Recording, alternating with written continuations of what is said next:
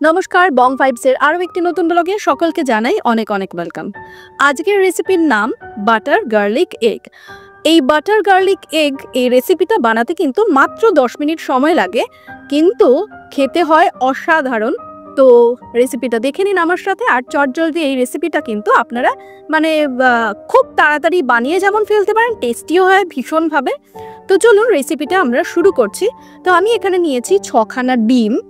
ডিমের মতন দিয়েছি আমি এখানে হাফ চামচ মতন রসুন কুচি, একটু দিয়েছি আমি চিলি ফ্লেক্স, আর দিয়েছি এখানে সামান্য পরিমাণে গোলমরিচের গুঁড়ো, আর দিয়েছি স্বাদ মতন নুন। তো প্রথমেই ডিমটা বেশ ভালো করে আমরা ফেটিয়ে নেব। রান্নাটা আমরা শুরু করছি। কড়াইতে নিয়ে নিয়েছি সাদা তেল, আর নিয়েছি এখানে আমি বাটার। এই রেসিপিটা কিন্তু বাচ্চা থেকে বড় সকলের ভীষণ ভালো লাগবে। আর যারা ওয়েট লস প্রসেসে রয়েছেন তারাও কিন্তু বাটার আর তেলের ব্যবহারটা কম করে ওয়েট লসের রেসিপি হিসাবেও ব্যবহার করতেই পারেন। তো এই রেসিপিটা রুটি, যে কোনো রকমের রাইস দিয়ে তো খাওয়াই যায়। আর আমার তো এমনি শুধুই বেশ ভালো লাগে খেতে। তো ডিমটা যে ফেটিয়ে রেখেছিলাম সেই ডিমটা দিয়ে দিলাম। তো ডিমের আমরা এখানে একটা ভুজিয়া মতন বানিয়ে নেব, অর্থাৎ ভুর্জি বা ভুজিয়া যে যেটা বলে থাকেন। তো ডিমটা কিন্তু একদম ঝুড়ো ঝুড়ো টাইপের ভুজিয়া করব না আমরা। ডিমটা কিন্তু একটু বেশ মুখে পড়বে তেমনভাবেই করতে হবে। তো দেখে নিন কিভাবে করছি আমি। আমার বাড়িতে তো সকলের ভীষণ পছন্দের একটা রেসিপি। তো বানাতে যেহেতু খুব কম সময় লাগে, তো আমি এটা প্রায়ই বানিয়েই থাকি। তো এবার ডিমটা দেখে নিন কি প্রসেস, কিভাবে আমি রেখেছি। একদম কিন্তু গুঁড়ো গুঁড়ো হবে না, আবার খুব বড় বড় থাকবে না, একটা মিডিয়াম মতন আমাদের ভুজিয়া মতন করে নিতে হবে। তো আমি সাইডে সেটা তুলে রেখে দিয়েছি। আবার নিয়ে নিয়েছি কড়াইতে নিয়েছি আবারও সাদা তেল, আর দিয়েছি এখানে বাটার।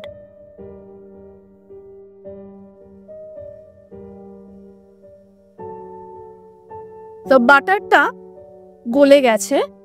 এরপর আমরা আমাদের পরবর্তী রান্নাটা শুরু করে দিলাম। এখানে আমি নিয়েছি পেঁয়াজ।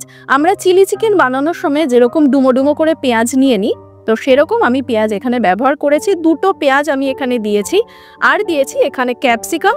সেম যেরকম আমরা চিলি চিকেনে ব্যবহার করে থাকি তেমনভাবে ডুমো ডুমো করে কেটে নিয়েছি। আর দিয়েছি আমি এখানে 1 চামচ মতন রসুন কুচি। তো এগুলো একটু আমি ভেজে নেব। বেশ নরম হয়ে গেছে পেঁয়াজটা আর ক্যাপসিকামটা। এই পর্যায়ে আমি দিয়ে দিলাম এখানে আবারও একটু চিলি ফ্লেক্স, দিয়ে দিলাম আমি এখানে অরিগ্যানো। তো চিলি ফ্লেক্সটা আমরা কিন্তু ঝাল যে যেরকম পছন্দ করি সেই হিসাবে ব্যবহার করব। আর আমি এখানে অরিগ্যানোটা ব্যবহার করেছি হাফ চামচ মতন। আবারও একটু নাড়াচাড়া করে নিলাম। এবার আমি দিয়ে দিলাম এখানে 1 চামচ মতন কর্নফ্লাওয়ার দিয়ে আবারও একটু নাড়িয়ে চাড়িয়ে নিলাম। আমাদের এই গ্রেভিটা কিন্তু আজকে একটু থিক হবে, যেরকম আমরা চিলি চিকেনের গ্রেভি বানিয়ে থাকি সেই রকমটাই। তো দিয়ে দিলাম জল।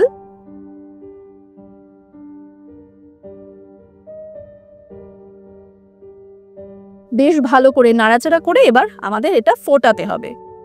তো ফোটা কিন্তু শুরুই হয়ে গেছে, আর গ্রেভিটাও কিন্তু আস্তে আস্তে ঠিক হয়ে যাচ্ছে। আমি দিয়ে দিলাম এখানে স্বাদ মতো নুন, আর দিলাম আমি এখানে 1 চামচ মতন গোলমরিচের গুঁড়ো। তো গোলমরিচের গুঁড়ো কিন্তু আপনারা আপনাদের ঝাল যে যেরকম পছন্দ করেন সেই হিসাবে ব্যবহার করতে পারেন।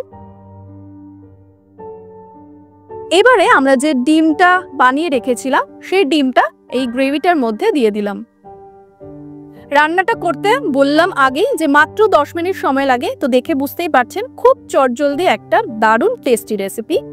তো ডিমটা দিয়ে বেশ ভালো করে নাড়াচাড়া করে একটু ফুটিয়ে নেব।